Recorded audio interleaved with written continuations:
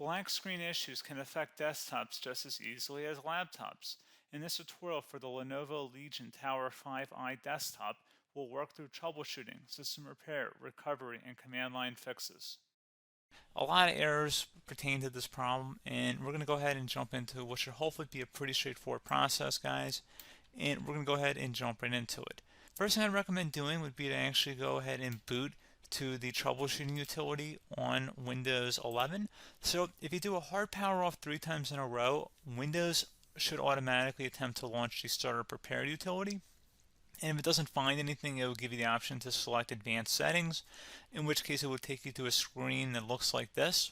Now, if it does not take you to a screen that looks like this, or you're unable to get to that, you can also download the Windows 10 Media Creation Utility, or Windows 11. They probably will make a creation utility for Windows 11 at some point.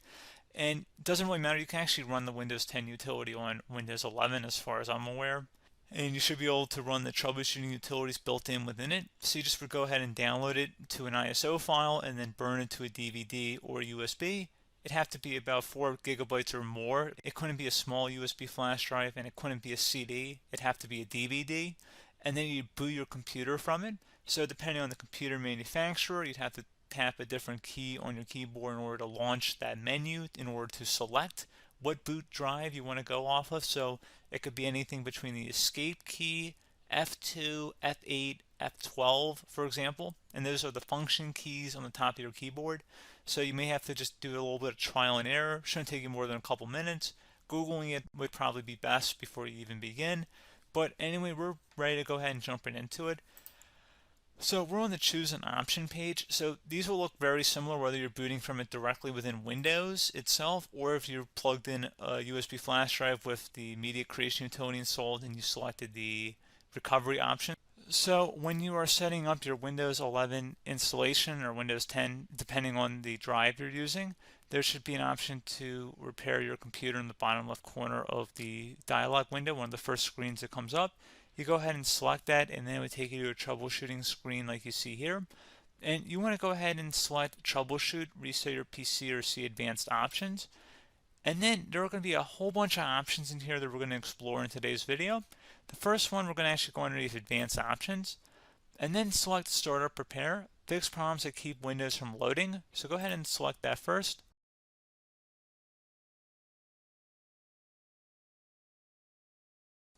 Okay, so you can see it could not repair our PC. That was our first option we could try. Something else, if we go back into advanced options here, and then select troubleshoot, we're going to go underneath advanced options again.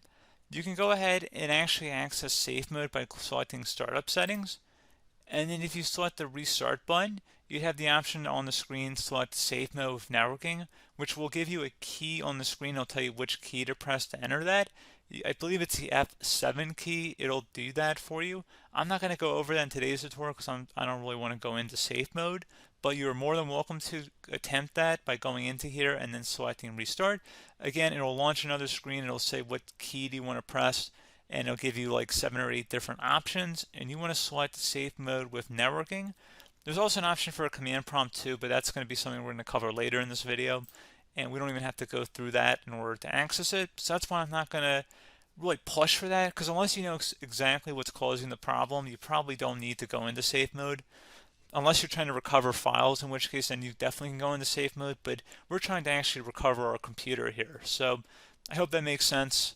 Something else we can also try here as well would be to uninstall updates, remove recently installed quality or feature updates from Windows. So if you go ahead and select that, you can uninstall the latest quality updates, which generally is the more day-to-day updates. Feature updates are the less regularly released ones, like the big ones. I would equate it to service packs in like Windows 7 and Windows Vista and Windows XP. So larger updates that occur once or twice a year at most. And the quality updates are more just a regular update. So probably obviously depend, it'll take longer if you're going to try and uninstall the latest feature update versus quality update. And maybe you don't need to go back that far. So just giving you guys a couple of pointers with that. Something else you can also look at here, and we're going to jump into the command prompt in a little bit, but you can select System Restore, which will use a restore point recorded on your PC to restore Windows. And this is something I would highly recommend here, guys. So select Next. Assuming you have a restore point saved on your computer, you go ahead and select the most recently created one, and you'll select next, and then you'll select the drive. You shouldn't actually have to select the drive. You can scan for affected programs, but we're going to keep it all default here, and then we're going to select finish. So once started, system restore cannot be interrupted. Do you want to continue? I think we're going to select yes. I don't think we have anything better to do on our computer right now, so just give it a moment here to initialize. It will take a couple minutes to run, obviously depending on how large your hard drive is and how much is saved on the system restore point. So just give it a couple minutes here.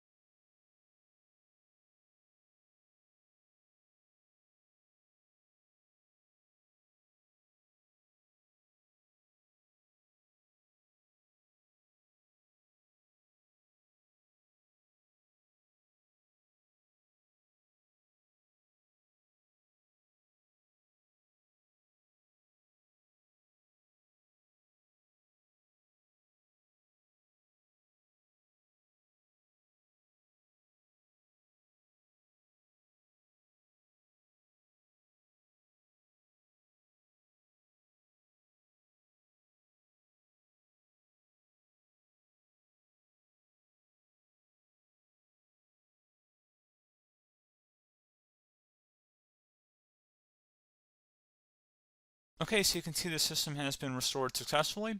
We're going to go over a couple different methods in addition to that if that did not work. So I'm just going to pause the video and we're going to start back on the recovery screen that we started with. Okay, so a couple other things we can try here too. If you go back into troubleshoot, you can select reset your PC while you choose to keep or remove your personal files and then reinstalls Windows.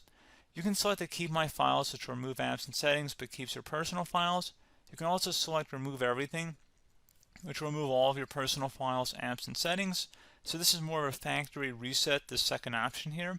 First option, it should not delete all of your personal files. However, it will pretty much clear most of your programs. And keep in mind, there's no guarantee that your information, number one, is even still available and easily recoverable on your computer to the point that you actually would be able to recover anything. And the second point is that there's always a chance that it won't actually recover and it will just do a factory reset anyway. So there's no guarantee that actually would keep your files anyway. So I would recommend trying to get a recovery tool and backing that up first before selecting it anyway. But again, those are a couple different options. And then something else you can try here if you go back to the choose an option. Another option, if you go underneath choose an option and select troubleshoot, advanced options, and now select where it says command prompt. Okay, so the first thing we should do is type our main hard drive here. In most cases, it should be the C drive. So you just do a C colon and then hit enter on your keyboard. So once you're underneath the C drive, we're going to type in dir and then hit enter on your keyboard. It should have program files, users, and Windows all in there. That's how you know you're in the right directory.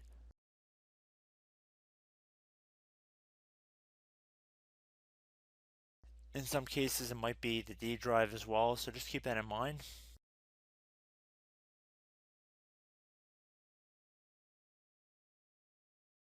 Next thing we're going to do is type in cd space / Windows / system 32 / config, and then you're going to hit enter on your keyboard.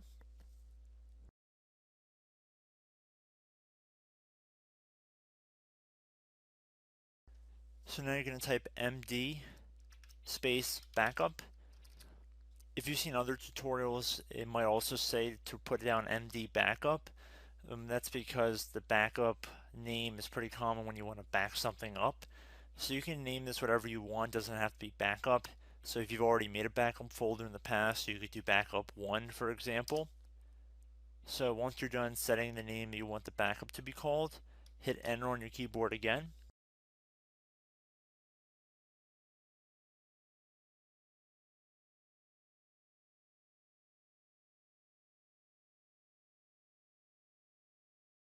this point, you want to type copy, C-O-P-Y, space. Then you want to do the star symbol above the 8 key. Then do a period or a dot, whatever you want to call it. Then another star sign, and then another space, and then type backup. And then hit enter on your keyboard.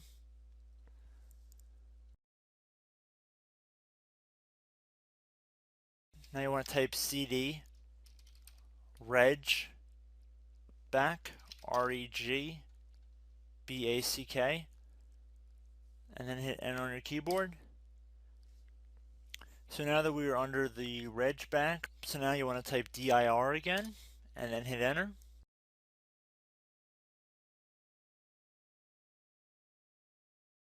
So now at this point we're going to type copy again. So copy, space, star sign,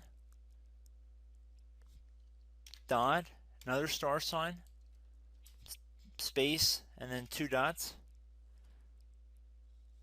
So we're going to type copy, space, star sign, dot, sign, star sign, dot, dot, and then hit enter on your keyboard again. So for overwrite, you want to overwrite all. So type A on your keyboard, so capital A, and then hit enter on your keyboard.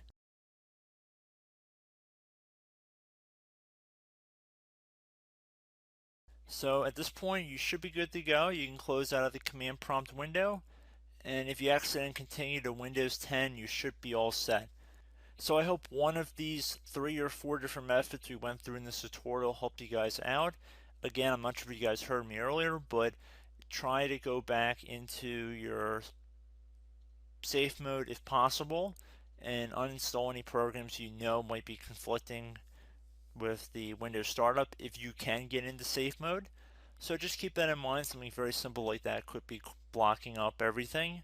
So again, I hope this tutorial helped you guys out, and I will catch you in the next tutorial. Goodbye.